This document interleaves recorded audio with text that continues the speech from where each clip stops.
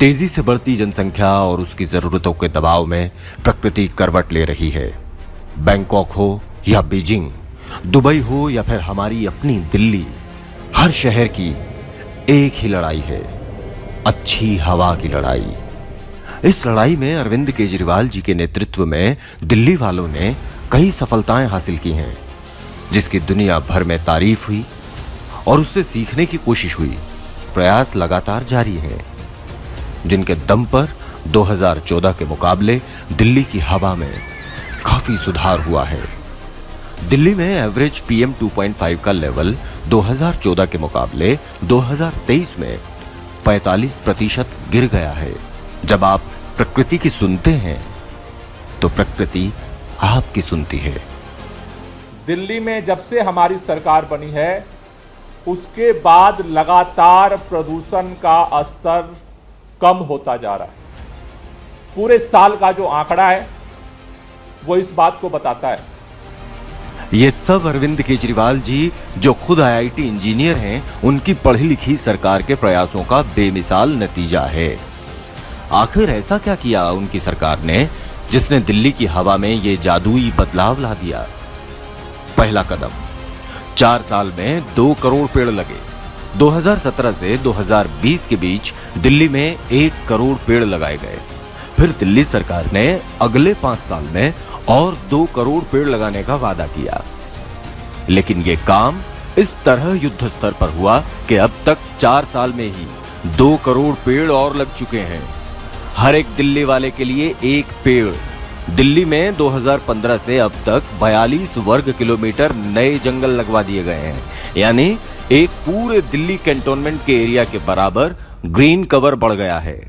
और दूसरी तरफ LG के आदेशों पर दिल्ली में 1100 पेड़ सुप्रीम कोर्ट की मनाही के बावजूद उनके अरबपति दोस्तों के लिए अवैध तरीके से कटवाए गए।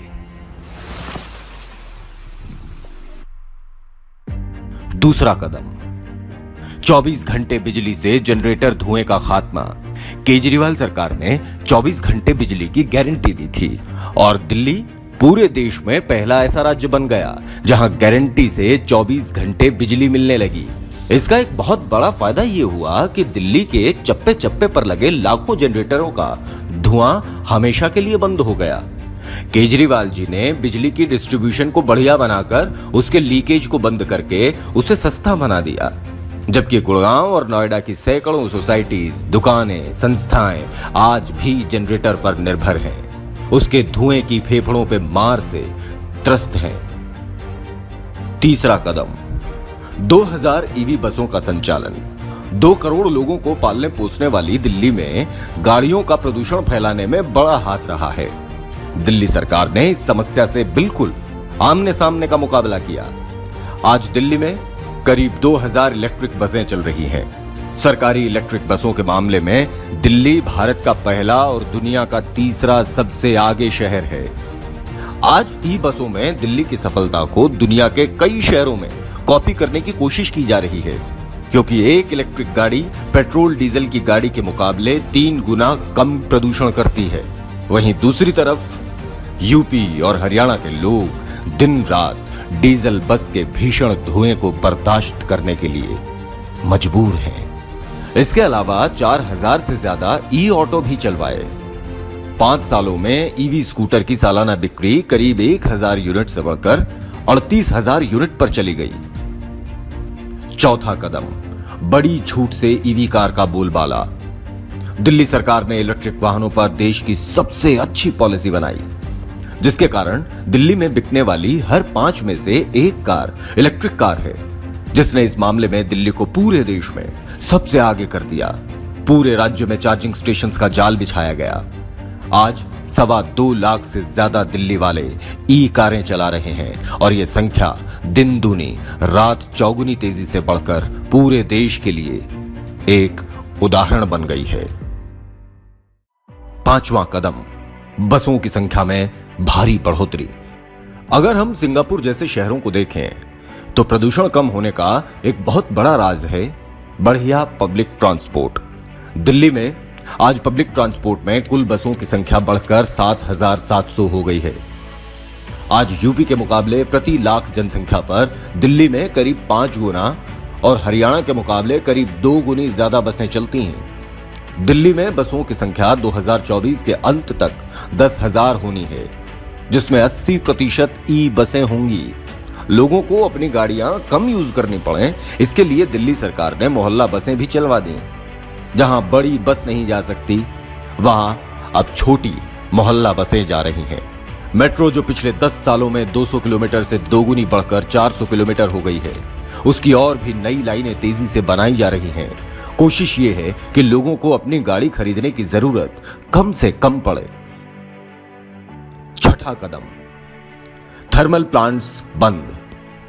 आज दिल्ली पूरे भारत में अकेला राज्य है जहां सारे थर्मल प्लांट्स बंद करवा दिए गए हैं। ऐसा आसपास के किसी राज्य में तमाम बड़े बड़े वादों के बावजूद नहीं हो पाया। और अगर आप नोएडा और गुड़गांव को ही देखें तो लोग थर्मल प्लांट के साथ साथ कई गुना बिजली के दाम देने को भी मजबूर हैं। सातवां कदम, 100% इंडस्ट्रीज क्लीन फ्यूल पर। इतना ही नहीं, 100% इंडस्ट्रीज को क्लीन फ्यूल पर लाने की गारंटी जो केजरीवाल सरकार ने दी थी, उसे पूरा कर दिखाया है। यह सरकार के लिए एक जोखिम भरा काम था, फिर भी जो दिल्ली वालों के लिए सही था वो किया गया। आज देश के कई राज्य दिल्ली को देखकर इसी कोशिश में लगे हैं।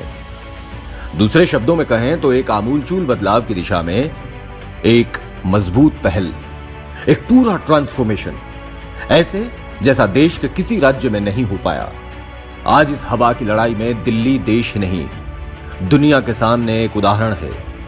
और यह सब बस पिछले 10 सालों में ही हुआ है, ताकि दिल्ली वाले शुद्ध ताजी हवा में सांस ले सकें। 2000 इलेक्ट्रिक बस चल रही है।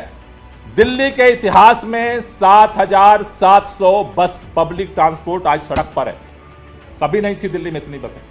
ये प्रदूषण कम कैसे हुआ? कम इसलिए हुआ है कि हमने व्हीकल का पोल्यूशन इलेक्ट्रिक बसें ला करके कम किया, प्राइवेट जो व्हीकल है उसको ला करके कम किया।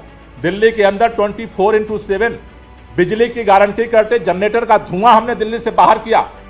आज केजरीवाल जी की प्रभावशाली रणनीति और उनकी काम और बस सच्चे दिल से काम की राजनीति का नतीजा है कि दिल्ली प्रदूषण के खिलाफ इतनी आगे आ चुकी है।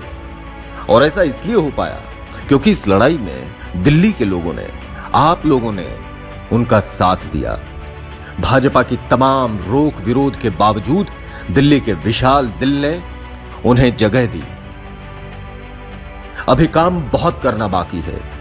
जब तक दिल्ली में एक भी सीवियर पॉल्यूशन का दिन रहेगा, अरविंद केजरीवाल जी की सरकार बिना थके, बिना रुके, जनता के साथ मिलकर हवा की ये लड़ाई जारी रखेगी।